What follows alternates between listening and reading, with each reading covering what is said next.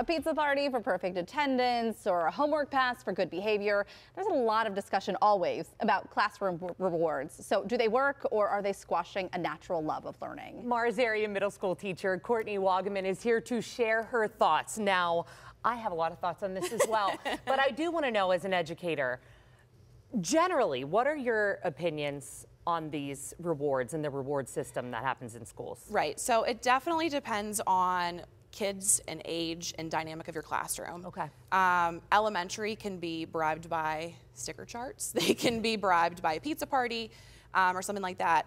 Middle schoolers, what I see is like extra time to work on assignments, bonus points, maybe a puzzle, something that they are interested in. You have to spin it so that they're interested in it. It's so funny that you use the word bribe, because we were just kind of, you said, I bribe my kids all the time. I do. You know, but there has to be a balance in this too, right? And can you talk about that a little bit? Yeah, so it's a tough balance because you don't want to give too much and then you don't want to give enough.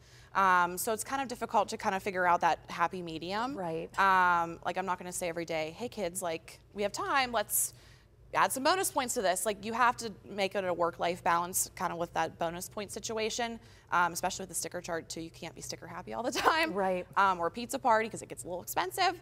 But yeah, it just kind of depends on the kids. It talks about dynamics. In the classroom, you could have like all well-behaved kids and you might not even need some classroom reward system. And you might have some behavior issues in your class. You have to kind of cater to them. Absolutely. And now, for a moment, let's take it home. So, as the parents of young kids, whenever report cards come, and I get, you know, a great report card, and my daughter's brand new. We're in kindergarten here. All right, we're not acing the SATs yet by any means, but it is her first year in an elementary school. We're proud. It's, if you get us straight A's, you know, you'll get a Barbie. So then she feels like something she has to work for. Now, I'm not going to be doing that for the rest of her life. Is this really a bad habit to instill this young? I don't think so. I think it depends on what your child's interested in. And that can change from year to year, whether it's your own personal children or your classroom. I've done things before where I've done random acts of kindness, and kids do that. When I was a special ed teacher, I did that. One thing that I did this year for Valentine's Day was blind date with a book. And I loved it. It was such a fun activity. But the article that we talked about earlier when we mentioned coming on, it talked a lot about intrinsic motivation and if that will ever die with a student. And it really doesn't. If kids are interested in it, they'll do it. If the kids read the book, they got a donut. And they were hyped about it, but they wanted to read a book. They weren't kids that just, you know, wanted a donut at the end of it.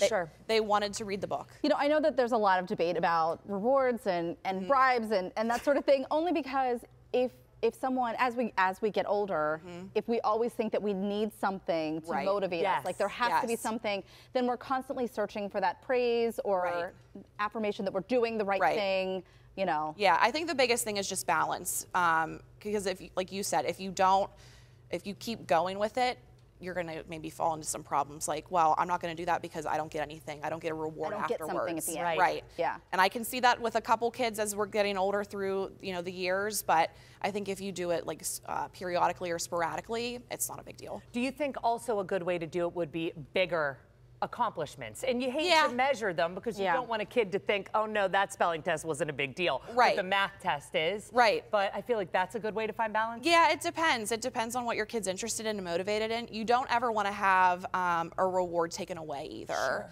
So, you know, we've seen things in the past with teaching and education like, oh, well, you're bad, you're not going to get that reward anymore. And you should always have them to gain something, not just say like, oh, here's a tick mark, you're going to get that taken away from you.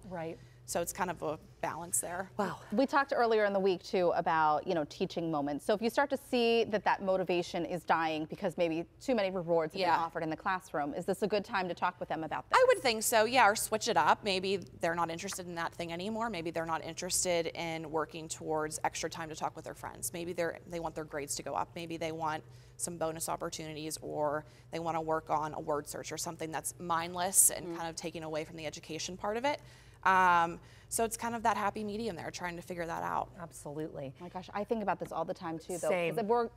If you're good at the store, if you're good at, maybe we'll get candy at the checkout. I was just gonna say, a pack of gums coming your way. Those Tic Tacs, they're so close. They always get me with the Kinder eggs. All the time, and those toys that you have to build with them. I also think this is very new because I remember when I was a kid, like that wasn't even a thing when I was younger. Like You were just good in the store. I was an only child. So same, and we got things at other times. Exactly. Right. Yeah. Courtney, thank you so much. Thank you guys. So informative. Thank you. Really great information. Up next on the show, The Cat is Coming to Carnegie. We're going to be joined by the cast of the show featuring one of our favorite felines from TV. That's up next.